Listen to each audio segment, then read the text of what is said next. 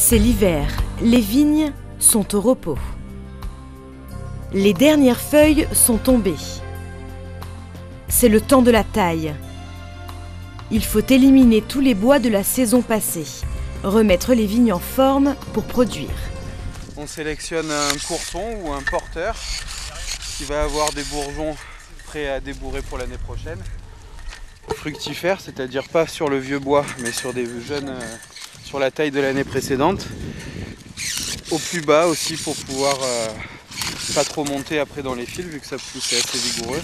Le but c'est de contraindre la vigne pour toujours la rabaisser et faire en sorte qu'elle ne monte pas. Donc ce qu'on va chercher à faire, c'est à chaque fois à sélectionner des bois qui sont le plus près possible de la base du fil porteur. L'équipe du domaine a attaqué les rangées.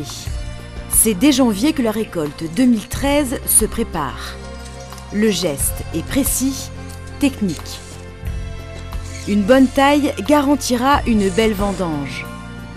L'intérêt de faire la taille pendant l'hiver, c'est que pendant l'hiver, la sève elle redescend dans le vieux bois et dans les racines, et ensuite elle remonte au printemps. Si on taille alors que la sève n'est pas redescendue, donc si on taille trop tôt, on va perdre de ce qu'on appelle la vigueur, donc de la puissance dans la vigne. Si on taille alors qu'elle commence à remonter, ça va être la même chose. On va aussi perdre de la puissance. Et le but, c'est quand même de conserver la puissance de la vigne et tout ce qu'elle peut nous offrir pour donner de beaux raisins à la fin de l'année.